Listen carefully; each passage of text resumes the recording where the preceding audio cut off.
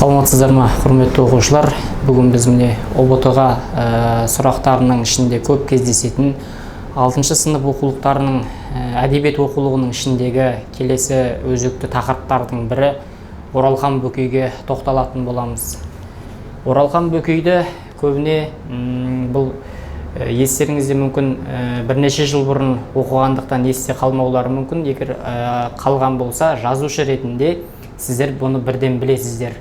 Оралхан Бөкейдің туған жылдарына алдымен назар аударып алайық. Міндетті түрде ОБТ сұрақтарында өмір сүрген жылдары кездесіп жатады. 1943 жылы және 1993 жылдар аралығында өмір сүрген. Қайта назар аударып қараңыздар. 43 жылы және 93 жылы сіздерге оңай жаттап алу үшін мына туған жылы мен қайтыс болған жылында ұқсастықтар байқап тұрсаңыздар, солай жаттап алсаңыздар болады. Келесі, Оралхан Бөкейдің өмірі және оған шығармашылығына ықпал еткен адамдарға тоқталып кеткеніміз жөн. Кез келген жазушының, ақынның, оның ақын болып қалыптасуына, жазушы болып қалыптасуына міндетті түрде өзінің отбасы, немесе айналасы, достары, туған жерінің табиғаты міндетті түрде әсер етеді. Оралхан Бөкейге де жазушы болуына қандай ықпал болды, соны бақылап көрейік. Оралхан Бөкей 1943 жылы 28 қыркүйекте Шығыс Қазақстан облысы Қатонқарағай ауданы Шыңғыстай ауылында дүниеге келген. Яғни Оралхан Бөкей Шығыс Қазақстан өлкесінің тумасы. Сіздерге осы сұрақ болып келіп жатса, Қатонқарағай Шыңғыстай ауылында деп Шығыс Қазақстанды белгілейсіздер. Енді сіздерге нақтырақ дерек беру үшін қай рудан екенінде бұл жерде келтіріліп отыр. Найман тайпасы Көкжарлы Қаратай руынан шыққан.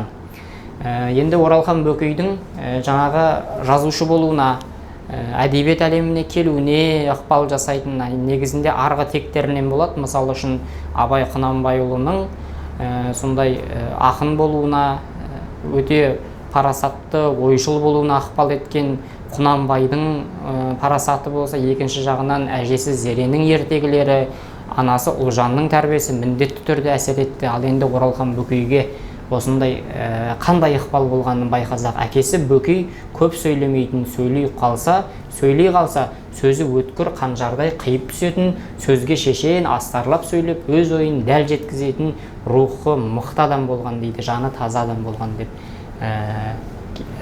айтсақ болады. Анасы, жаңа әкесі Бөкей деп айттық, анасының есімі Күлия.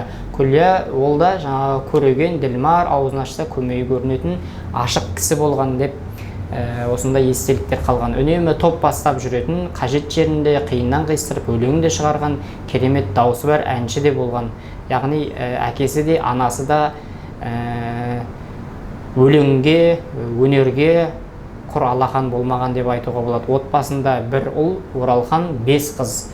5 қызының жаңа есімдері Шолпан, Аймен, Ләззат, Мәншүк, Ғалия. Оралхан дүниеге келгенде сұрапыл соғыс жылдары болғандықтан әкесі Оралға еңбек майданына аттанған кез болатын. Анасы Күлия, әкесі еңбек майданынан аман есен оралсын деп ырымдап сәбидің атын Оралхан қойған. Сіздерге осы жерде өте логикалық тұрғыдан жеңілдіктер бар, байқасаңыздар. Оралхан Бөкейдің жаңа туған жылы мен қайтыс болған жылдарының аралығы жаттап қалу сіздерге ыңғайлы. 1943-1993 жылдар аралығы деп жаттасаңыздар. Екінші, мына отбасыдағы оқиғаны, оған әсер еткен жаңағы адамдарды айттық. Сонымен қатар, егер сіздерге сұрақ келіп жатса, Оралхан Бөкейдің бір шығармалары осылай бұл кімнің шығармасы деп келетін болса, немесе мына Оралхан Бөкейдің кейде болады, жазушылардың атын есімізде сақтаймыз, фамилиясын ұмытып қаламыз, фамилиясын есте сақтаймыз, атын ұмытып қаламыз деген секілді. Соған ыңғайлы болу үшін мына оқиғаны қарасаңыздар, Оралхан Бөкей туылған кезінде бұл әкесі жаңағы сұрапыл соғыс майданына бүкіл ер адамдар кетіп жатқан кезінде тұспа-тұс келіп, оған анасы аман есен әкесі оралсын деп, Оралхан деп баласына есім қойған дейді. Бұл отбасындағы жалғыз ұл болған және Оралханның жазушы болып жетілуіне оның ата-анасы әрине ықпал жасап тұр деген сөз. 1970 жылы Алматы қаласындағы жазушы баспасынан басылып шыққан «Қамшыгер» атты алғашқы жинағы жас жазушының атағын шығарды. Оралхан Бөкейдің алғашқы баспасы жазушы баспасынан шығып отыр, «Қамшыгер» деген атпен. Осы баспадан оның «Үркер» қай жыл екенін назар аударыңыздар. «Үркер» жаңағы баспасынан 1971 сода «Қайдасын қасқа құлыным» атты еңбегі жарыққа шықса, 1973 жылы «Мұзтау». Бұны тағы да үлкен сыныптарда келуі мүмкін, және университет қабырғаларында осы шығармалары көп оқытылады. Есте сақтасаңыздар болады, қай баспадан және қай жылы шыққандарын міндетті түрде сұрақта ұбт сұрағында кездесіп қалуы мүмкін. 1975 жылы әңгімелер мен повестері шығарылды. Оралхан Бөкейдің «Ән салады шағылдар». «Ән салады шағылдар» деген шығармасы кейде бұл «Ән салады шағылдар» деп аталады, ал кейде «Қарғызы» деген жаңағы роман шығармасы көпшіліктің назарына ұсынылады. Тақырыбы кейде былай ауысып жаңағы беріліп отырады. «Үркер ауып барады», «Біздің жақта қыс ұзақ» әңгімелер мен повестері Жалын баспасынан жарық көрді. 1986 жылы оның «Құлыным менің» деп аталатын драмалық шығармалары Өдер баспасынан, 1987 жылы «Ұйқым келмейді» деп аталатын творчестволық әңгімелер жазушылар баспасынан басылып шықты. Осыны есте сақтасаңыздар болады. Негізіне мына Оралхан Бөкей қандай мәселелерді тақырып қылып көтерді, оның шығармашылығындағы негізгі идея не болды дейтін болсақ, өзінің заманындағы қай жазушы қай заманда туылса, не көрді, не білді, не түйсінді, соны міндетті түрде өзінің шығармашылығына қосады. Және оның шығармаларының көбісі мына жастар, сол кездегі ұрпағына, соғыстан кейінгі ұрпақтың хал жағдайы, соғыс кезіндегі ұрпақтың жетілуінің хал жағдайы қандай болды деген мәселелер, және бұл жерде керемет суреттеулер, теңеулер де өте метафоралық қолданыстар шығармаларында көп кездеседі. Соның бірі «Алданған ұрпақ» трилогиялық романы қолжазбалық ойлар күйінде аяқталмай қалған. «Құлыным менің», «Текетірес», «Зымырайды поездар», «Мен сізден қорқамын», тағы да басқа пьесалары бар, басқалары бар. Солар орыс тілдеріне, республикалық, облыстық, сондай-ақ бұрынғы одақтас республикалар театрларында қойылды. Бұрынғы одақтас республикалар деп отырғаны жаңағы кеңес үкіметінің кезіндегі бізбен бірге одақтас болған Өзбекстан, Қырғызстан, Тәжікстан, Түркменстан деген секілді жаңа одақтас Әзербайжан секілді елдердің театрларында бұл аударылды, орыс тіліне аударылып, орыс тілінде мүмкін қойылған деп айтып жатады.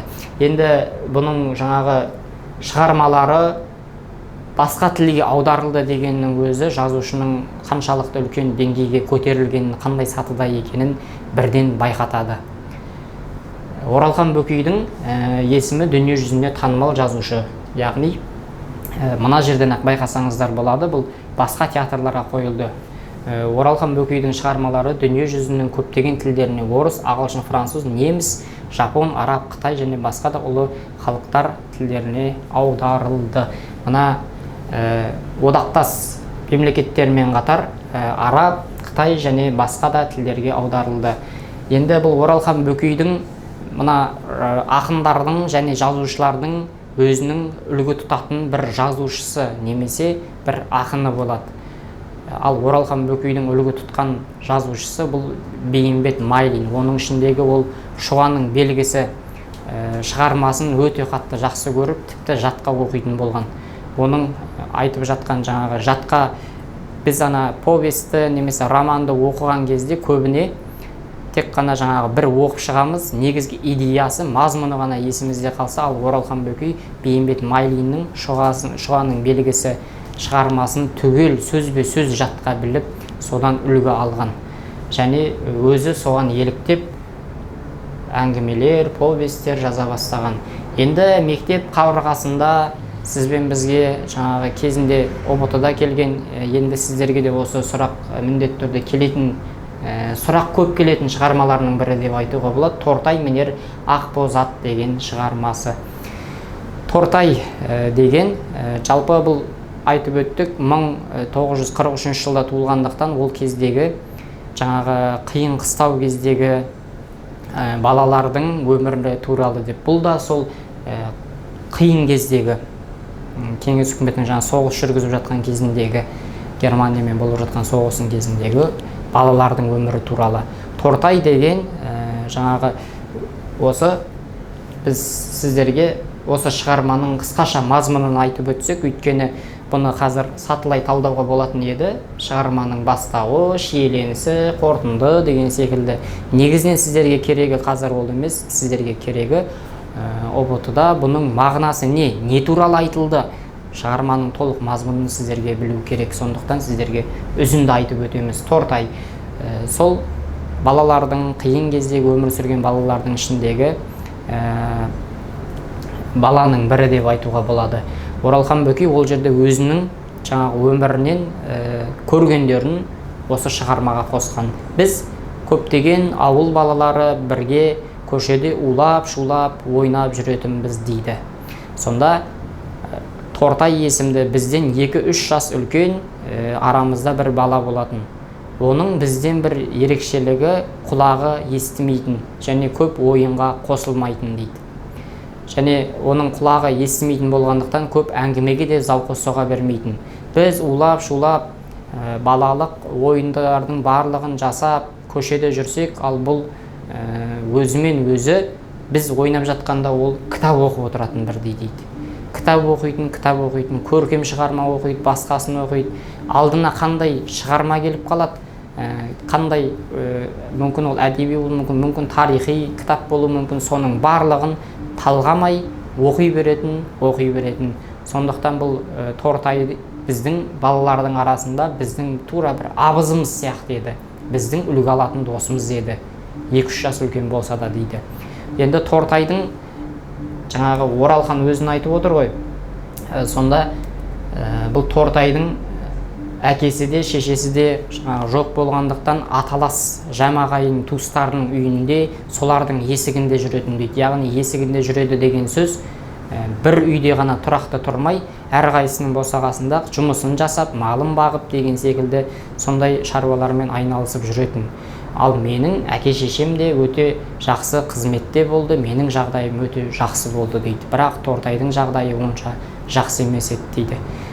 Мен Тортайдың қасына барған кезде жаңағы ертегі әңгімесін бірдей айтып беріп отыратын. Бірақ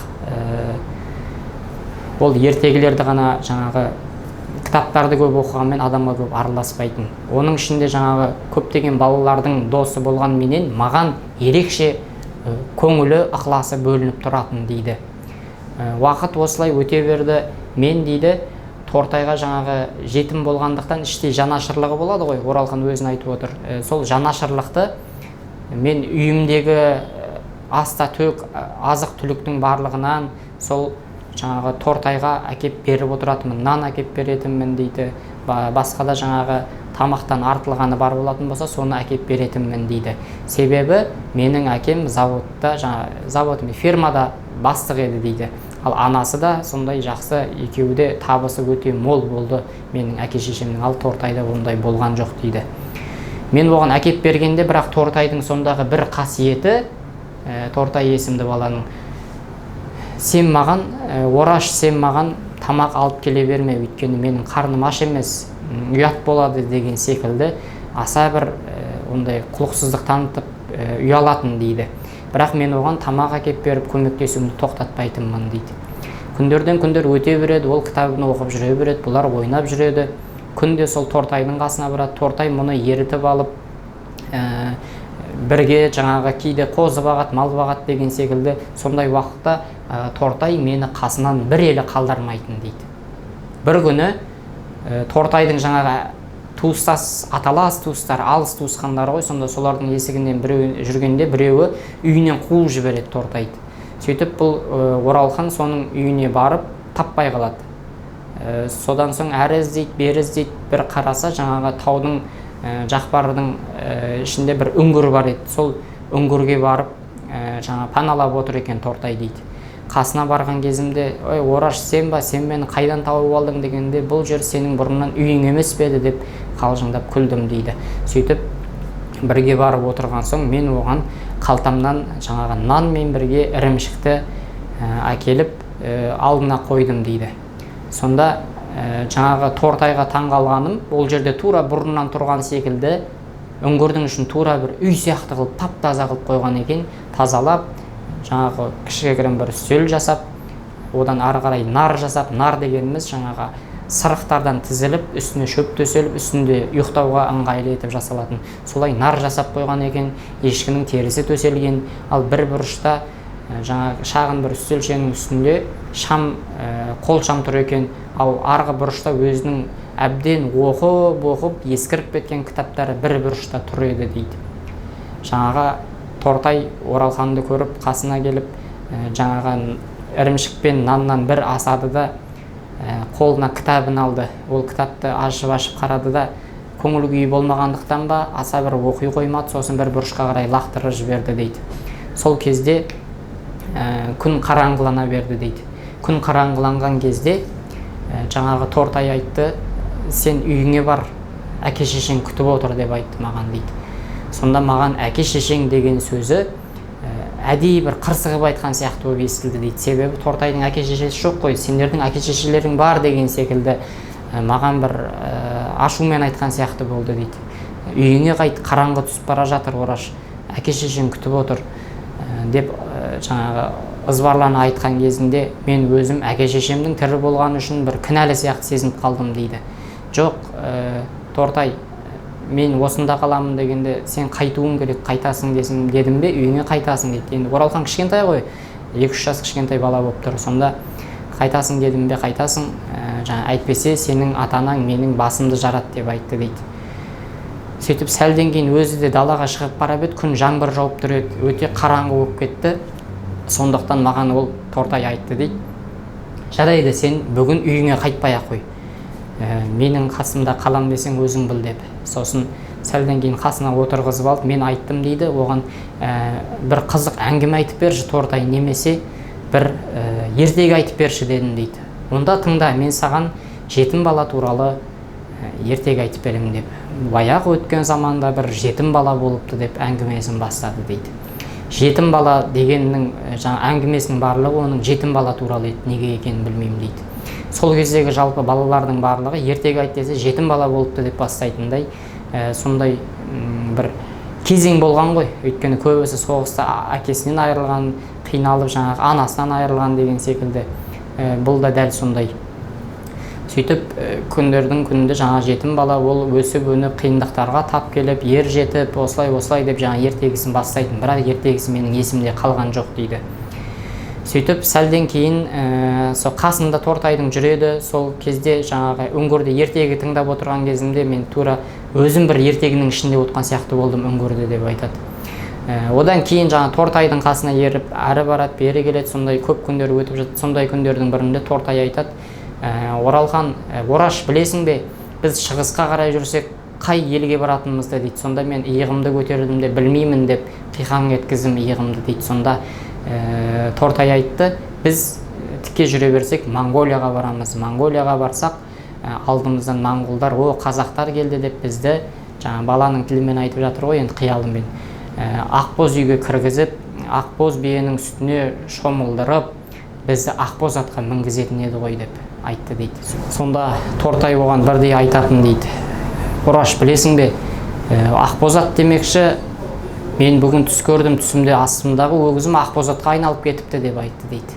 Сонда мен оған, Тортай, сен міндетті түрде ақбоз атқа мінесің, болашақта сенің сондай ақбоз атың болады. Себебі сен көп оқисың ғой деп айттым дейді. Сонда Тортай өзінің арманын айтып, мен болашақта жазушы болғым келеді, көптеген әңгімелер, шығармалар жазғым келеді, солай ақбоз атым болса деп армандаймын дегендей айтты дейді. Сонымен не керек, арадан біраз жылдар өтеді. Жаңағы Оралхан оқуда оқып, Алматыда жаңағы өмірмен таныстыңыздар ғой, сондай үлкен жетістіктерге жетіп, есейген адам болып, ауылына бір күні қайтады. Ауылына бір күні келген кездерінің бірінде жаңағы Тортай туралы кейде ойлап, кейде енді жаңағы тұрмыс болғаннан кейін кейде ұмытып кетіп, олар көптен бері жолықпаған болады сол бала кезден бері. Бірақ оның сырттан Тортай туралы ақпараттарды естіп жүретін болады. Тортай дейді, бірде менің естуімше үйленген екен. Үйленгісі келіп, жаңағы ол кезде бар, жаңағы ағайын туысы осының қызын ал, немесе мынаның қызын ал деп жаңағы айтатын. Сондай кезі біреудің үйіне барған кезінде оның әкесімен амандасыпты қыздың дейді, астына атқа мініп барып. Сонда әкесі: балам, кімнің баласы боласың деген кезде Тортайдың құлағының мүкісі бар: ата, малдан келе жатырмын деп айтты дейді. Сонда ол қыздың әкесі: мен Саңырауға қызымды бермеймін деп Тортайды үйінен қуып жіберді дейді. Бірақ естуімше одан кейін Тортай тағы үйленіп, қазір 2-3 баласы бар екен дейді. Енді мен үйіме келіп, тойып, тамағымды ішіп алып, әкемнің 4 бөлмелі үйінде, бау-бақшалы үйінде демалып, ұйықтайын деп жатқан болатынмын дейді. Төргі бөлмеде жатқанымда бір кезде сырттан есік ашылған естідім. Алдынан оның анам шықты дейді. Сонда: сәлеметсіз бе тәте, ораш келді деп естіп едім деп айтқан кезінде менің анам айтты дейді. Әрбір ана өзінің баласын жақсы көреді ғой енді. Иә Тортай, менің балам келді, бірақ ол қазір ұйықтап жатыр.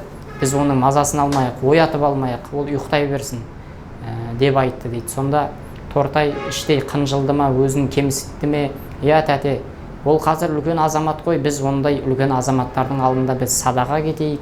Әншейін мен ораш келді деген соң сәлемдесе кетейін деп, амандаса кетейін деп келген едім деп қайта-қайта қалбалақтап, жаңағы менің анама сөйтіп айтып жатты. Мен өзімді сол кезде бір қылмыскердей сезініп жаттым. Бірақ орнымнан тұрайын десем, тура өзім жатқан кереуетке бір белімді байлап тастаған сияқты тұра алмадым.